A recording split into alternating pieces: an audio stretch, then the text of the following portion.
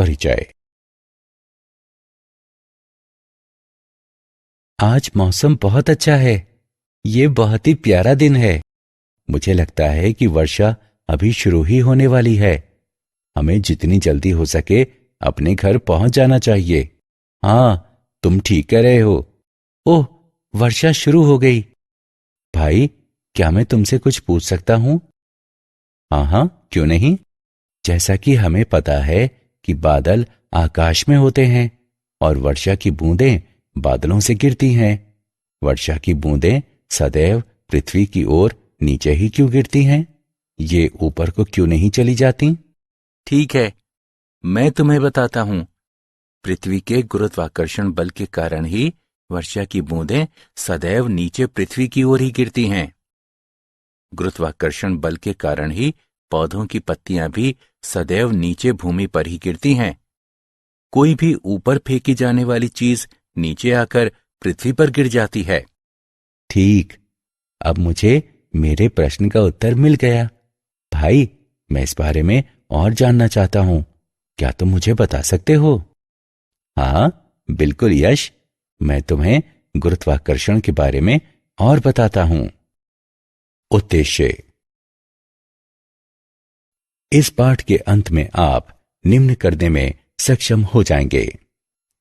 गुरुत्वाकर्षण को परिभाषित करना, केपलर के नियमों तथा गुरुत्वाकर्षण के नियम को परिभाषित करना, गुरुत्वीय त्वरण का मापन करना, पृथ्वी के पृष्ठ के ऊपर तथा नीचे गुरुत्वीय त्वरण का मापन करना, गुरुत्वीय स्थितिज ऊर्जा को परिभाषित करना, पलायन चाल को समझना, भू उपग्रहों और उनकी ऊर्जा के बारे में समझना, भूस्थैतिक तथा ध्रुवीय उपग्रहों के बारे में समझना, भारहीनता को परिभाषित करना। परिभाषा। गुरुत्वाकर्षण एक प्राकृतिक परिघटना है जो भौतिक वस्तुओं को उनके द्रव्यमानों के समानुपाती बल से आकर्षित करती है। गुरुत्वाकर्षण द्रव्यमान युक्त वस्तुओं को भार प्रदान करने वाले कारक के रूप में सर्वाधिक ज्ञात है, जो उन वस्तुओं को छोड़े जाने पर उनके भूमि पर गिरने का कारण बनता है। गुरुत्वाकर्षण पृथ्वी व अन्य ग्रहों को सूर्य के परितः उनकी कक्षाओं में बनाए रखता है तथा ज्वार भाटों का भी कारण बनता है। केपलर के नियम। केपलर ने 3 नियम प्रतिपादित किए। ये नियम हैं कक्षाओं का नियम, क्षेत्रफलों का नियम और आवर्तकालों का नियम। कक्षाओं का नियम। सभी ग्रह दीर्घवृत्तीय कक्षाओं में गति करते हैं तथा सूर्य इसकी एक नाभि पर स्थित होता है। क्षेत्रफलों का नियम। सूर्य से किसी ग्रह को मिलाने वाली रेखा समान समय अंतरालों में समान क्षेत्रफल प्राप्त करती है। यह नियम इस प्रेक्षण के आधार पर बनाया गया है कि सूर्य से अधिक दूरी होने पर होने के समय ग्रह धीमी गति करते प्रतीत होते हैं, जबकि सूर्य के निकट होने पर ग्रहों की गति अपेक्षाकृत तीव्र हो जाती है। आवर्तकालों का नियम। किसी ग्रह के परिक्रमण काल का वर्ग उस ग्रह द्वारा अनुरेखित दीर्घवृत्त के अर्ध दीर्घ अक्ष के घन के अनुक्रमानुपाती होता है। माना कि टी सूर्य के परितः परिक्रमण की अवधि है तथा आर सूर्य एवं ग्रह के बीच की माध्य त्रिज्या है। टी वर्ग अनुक्रमानुपातिक है आर घन के। टी वर्ग बराबर है के आर घन के। गुरुत्वाकर्षण का सार्वत्रिक नियम। न्यूटन के गुरुत्वाकर्षण के नियम के अनुसार इस विश्व में प्रत्येक कण दूसरे कण को एक बल द्वारा आकर्षित करता है, जिसका परिमाण दोनों कणों के द्रव्यमानों के गुणनफल के अनुक्रमानुपाती तथा उनके बीच की दूरी के वर्ग के व्युत्क्रमानुपाती होता है। इस बल की दिशा दोनों कणों को मिलाने वाली रेखा के अनुदिश होती है। आर दूरी से पृथक किए गए m1 और m2 द्रव्यमानों वाले दो कणों के लिए F बराबर gm1 m2 बटे r वर्ग है। नियतांक g गुरुत्वाकर्षण का सार्वत्रिक नियतांक कहलाता है। गोलीय पिंड में कुल द्रव्यमान इसके केंद्र पर संकेंद्रित माना जाता है। अन्य आकृतियों वाले पिंडों के लिए द्रव्यमान के वितरण पर विचार किया जाता है। गुरुत्वीय स्थिरांक। नियतांक g गुरुत्वाकर्षण का सार्वत्रिक स्थिरांक कहलाता है। गुरुत्वीय स्थिरांक का सार्वत्रिक मान निम्न द्वारा व्यक्त होता है। g बराबर 6.67 गुणे 10 की घात घटा 11 न्यूटन मीटर वर्ग प्रति किलोग्राम वर्ग है। g का आयामी सूत्र यह होता है। पृथ्वी का गुरुत्वीय त्वरण। जब एक वस्तु पृथ्वी पर होती है जबकि दूसरी वस्तु इसके पृष्ठ पर या इसके निकट होती है, तो पृथ्वी द्वारा अन्य वस्तु पर लगाया जाने वाला आकर्षण का बल गुरुत्वीय बल कहलाता है। अतः वो बल जिसके द्वारा पृथ्वी किसी वस्तु को अपने केंद्र की ओर आकर्षित करती है, तो ये गुरुत्व कहलाता है। पृथ्वी के पृष्ठ पर रखी m द्रव्यमान की कोई वस्तु एक बल का अनुभव करती है, जिसे निम्न रूप में व्यक्त किया जाता है, जहां me द्रव्यमान तथा re पृथ्वी की त्रिज्या है। गति के नियमों के अनुसार इस बल के कारण वस्तु एक त्वरण g का अनुभव करती है, जो निम्न रूप में व्यक्त किया जाता है। स्मॉल g बराबर कैपिटल G गुणे me बटे re वर्ग। पृथ्वी के पृष्ठ के नीचे तथा ऊपर गुरुत्वीय त्वरण। पृथ्वी के पृष्ठ पर g का मान एक स्थान से दूसरे स्थान पर परिवर्तित होता है, तथा जब हम पृथ्वी के पृष्ठ के ऊपर और नीचे जाते हैं तो भी ये परिवर्तित होता है। ऊंचाई के साथ परिवर्तन।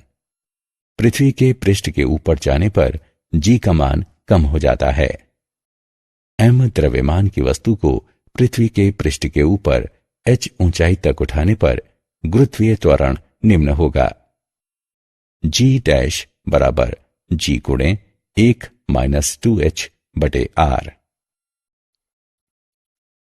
गहराई के साथ परिवर्तन।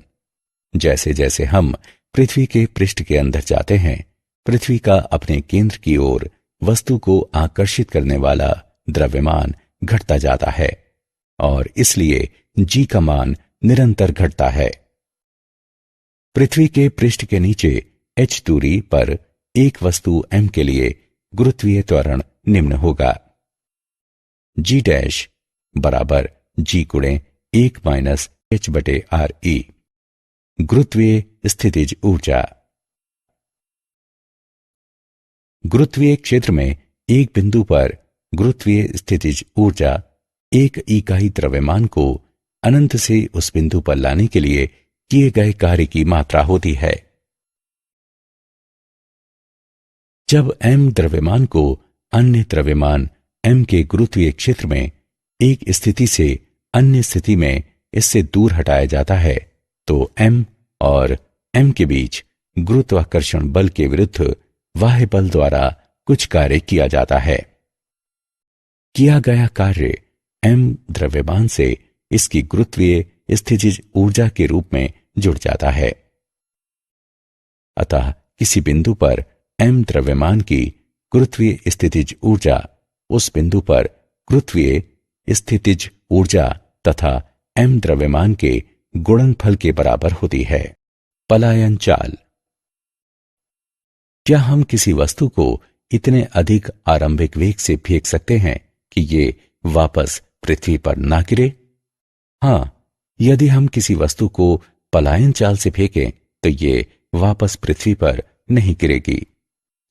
पलायन चाल वो न्यूनतम चाल होती है जिससे पृथ्वी के पृष्ठ से प्रक्षेपित की गई कोई वस्तु पृथ्वी के गुरुत्वीय क्षेत्र से बाहर निकल जाती है। पृथ्वी के लिए पलायन चाल v बराबर 11.2 किलोमीटर प्रति सेकंड है। चंद्रमा के लिए पलायन चाल v बराबर 2.3 किलोमीटर प्रति सेकंड है। यही कारण है कि चंद्रमा पर कोई वायुमंडल नहीं है। यदि चंद्रमा के पृष्ठ पर गैसीय अणु बने तो उनकी चाल 2.3 किलोमीटर प्रति सेकंड से अधिक होने के कारण वे चंद्रमा के गुरुत्वीय क्षेत्र से बाहर पलायन कर जाएंगे। उदाहरण, आइए पलायन चाल का एक उदाहरण देखें। चंद्रमा के पृष्ठ पर पलायन चाल की गणना करें। चंद्रमा का द्रव्यमान, चंद्रमा की त्रिज्या और जी का मान दिए गए हैं। आइए इसका हल देखें। दिया है चंद्रमा की त्रिज्या r बराबर 1.7 गुणे 10 की घात 6 मीटर। चंद्रमा का द्रव्यमान m बराबर 7.35 गुणे 10 की घात 22 किलोग्राम। पलायन चाल बराबर √2gr। जी का मान रखने पर हम पाते हैं कि पलायन चाल बराबर √2gm/r। मानों को प्रतिस्थापित करने पर हम पाते हैं कि पलायन चाल बराबर 2.4 गुणे 10 की घात 3 मीटर प्रति सेकंड। भू उपग्रह। भू उपग्रह वे वस्तुएं हैं जो पृथ्वी के परितः परिक्रमा करती हैं। इनकी गति ग्रहों की सूर्य के परितः गतियों के बहुत समान होती हैं और इसलिए केपलर के ग्रहीय गतियों के नियम इन पर भी समान रूप से लागू होते हैं। पृथ्वी के परितः प्रत्येक उपग्रह की कक्षा या तो वृत्तीय होती है या दीर्घवृत्तीय। चंद्रमा पृथ्वी का एकमात्र प्राकृतिक उपग्रह है जिसकी कक्षा लगभग वृत्तीय है और जिसका आवर्तकाल लगभग 27.3 दिनों का है। कृत्रिम उपग्रह ऐसी वस्तु होती है जो कक्षा में मानवीय प्रयास से स्थापित की जाती है। कृत्रिम उपग्रहों के निम्न उपयोग हैं। ऊपरी वायुमंडल का अध्ययन करना, मौसम का पूर्वानुमान करना, अंतरिक्षीय विकिरण और सौर विकिरणों का अध्ययन करना, पृथ्वी की आकृति का अध्ययन करना तथा पृथ्वी की ऊपरी परत में खनिज पदार्थों और जल की उपस्थिति की खोज करना, उल्का पिंडों का अध्ययन करना और रेडियो, टेलीविजन तथा टेलीफोन के सिग्नलों को प्राप्त और संप्रेषित करना। एक कक्षीय उपग्रह की ऊर्जा। वृत्तीय कक्षा में पृथ्वी का चक्कर काटने वाले उपग्रह में गतिज तथा स्थितिज ऊर्जा होती है। चूंकि ये पृथ्वी के गुरुत्वीय क्षेत्र में होता है इसलिए इसकी स्थितिज ऊर्जा U बराबर -GMEM/RE होती है, जहां M उपग्रह का द्रव्यमान है। उपग्रह की गतिज ऊर्जा K बराबर 1/2 mv0 वर्ग होती है, जहां v0 कक्षा में इसकी चाल है। वृत्तीय गति के लिए आवश्यक अभिकेंद्रीय बल गुरुत्वाकर्षण द्वारा प्रदान किया जाता है। उपग्रह की गतिज ऊर्जा K उपग्रह की कुल ऊर्जा बराबर गतिज ऊर्जा प्लस स्थितिज ऊर्जा। गणना करने पर हम पाते हैं कि कुल ऊर्जा बराबर -1/2 GMEM/RE। चूंकि उपग्रह की कुल ऊर्जा ऋणात्मक होती है इसलिए ये पृथ्वी के परितः घूमता रहता है। उपग्रह की पृथ्वी के गुरुत्वाकर्षण से पलायन कर जाने के लिए इसकी कुल ऊर्जा 1/2 GMEM/RE होनी चाहिए, जिससे इसकी कुल ऊर्जा 0 हो जाती है। ये ऊर्जा उपग्रह की बंधन ऊर्जा कहलाती है। तुल्यकाली भूस्थैतिक तथा ध्रुवीय उपग्रह। तुल्यकाली या भूस्थैतिक उपग्रह विषुवत के लगभग 22,223 मील ऊपर 24 घंटे में अपनी कक्षा में एक चक्कर पूरा करते हुए अपनी अवस्थिति बनाए रखते हैं। एक ही क्षेत्र का विस्तृत पट्टी दृश्य मौसम वैज्ञानिकों को मौसम के प्रतिमानों की निगरानी करने, विश्लेषण करने और भविष्यवाणी करने में सहायता प्रदान करता है। हालांकि पृथ्वी के वायुमंडल को पूरी तरह से समझने के लिए संपूर्ण ग्रह की निगरानी की जानी आवश्यक होती है। ध्रुवीय उपग्रह ऐसे उपग्रह होते हैं जो उत्तरी और दक्षिणी ध्रुवों से गुजरती उत्तर दक्षिण कक्षा में पृथ्वी के परितः चक्कर लगाते हैं। ध्रुवीय उपग्रह विषुवत को एक दिन में कई बार पार करते हैं। ध्रुवीय उपग्रहों के एक युग्म का उपयोग करने से यह सुनिश्चित हो जाता है कि पृथ्वी के किसी भी भाग का मापन 6 घंटे से अधिक पुराना नहीं है। अवलोकित किया जाने वाला क्षेत्र संकीर्ण रहता है, लेकिन ये अत्यंत लाभकारी होता है। मूल्यांकन। आगे बढ़ने से पहले आइए देखें कि आपने अभी तक कितना सीखा। सही विकल्प को उठाकर उसके संगत स्थान पर रखें। भारहीनता।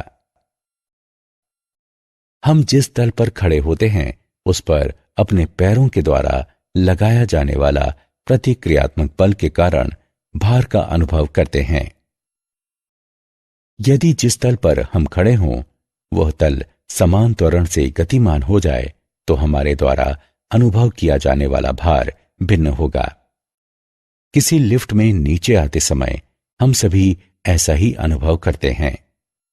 हालांकि यदि किसी नीचे आती लिफ्ट की रस्सियां टूट जाएं, तो ये गुरुत्वीय बल के प्रभाव में स्वतंत्रतापूर्वक नीचे गिरेगी और लिफ्ट के प्लेटफॉर्म पर खड़े होने के दौरान हम किसी प्रतिक्रियात्मक बल का अनुभव नहीं करेंगे। अतः हम अनुभव करेंगे कि हमारा भार शून्य हो गया है, या दूसरे शब्दों में हम भारहीनता का अनुभव करेंगे। किसी उपग्रह के अंदर बैठे व्यक्ति के लिए भी ऐसे ही स्थिति होती है। कृत्रिम उपग्रह स्वतंत्रता पूर्वक गिरती वस्तुओं के समान होते हैं। क्या आप जानते हैं? केपलर जोहान्नेस को ग्रहीय गति के 3 नियमों की खोज के लिए जाना जाता है, जो टाइको ब्रेहे और उनके सहयोगियों द्वारा बहुत परिश्रम पूर्वक किए गए प्रेक्षणों पर आधारित हैं। ये नियम सौर मंडल की व्यवस्था का वर्णन करते हैं। गुरुत्वीय बल अंतःक्षेपी माध्यम की प्रकृति से स्वतंत्र होता है। ये अन्य वस्तुओं की उपस्थिति या अनुपस्थिति से भी स्वतंत्र होता है। 2 वस्तुओं के बीच गुरुत्वाकर्षण बल शून्य हो सकता है यदि दोनों वस्तुओं के बीच पृथक्कन अनंत कर दिया जाए। पलायन वेग वस्तु के द्रव्यमान तथा पृथ्वी या किसी अन्य ग्रह से उसके प्रक्षेपण की दिशा से स्वतंत्र होता है। सारांश। आइए हमने जो कुछ सीखा है उसे संक्षेप में दोहराएं। गुरुत्व पृथ्वी का गुरुत्वाकर्षण बल है जो पृथ्वी पर या पृथ्वी की सतह के निकट रहता है। गुरुत्वीय बल 2 कणों के बीच माध्यम पर निर्भर नहीं होता। पदार्थ का एक समान ठोस गोला गोले के बाहर स्थित कण को इस प्रकार आकृष्ट करता है कि पूरे गोले का द्रव्यमान इसके केंद्र पर संकेंद्रित होता है। किसी स्थान पर गुरुत्वीय बल की तीव्रता उस स्थल पर स्वतंत्र रूप से गिरती वस्तु में उत्पन्न त्वरण के बराबर होती है। किसी उपग्रह का कक्षीय वेग उपग्रह के द्रव्यमान से स्वतंत्र होता है। किसी उपग्रह का कक्षीय वेग पृथ्वी या किसी अन्य ग्रह के द्रव्यमान एवं त्रिज्या पर निर्भर करता है, जिसके परितः वह उपग्रह परिक्रमा करता है।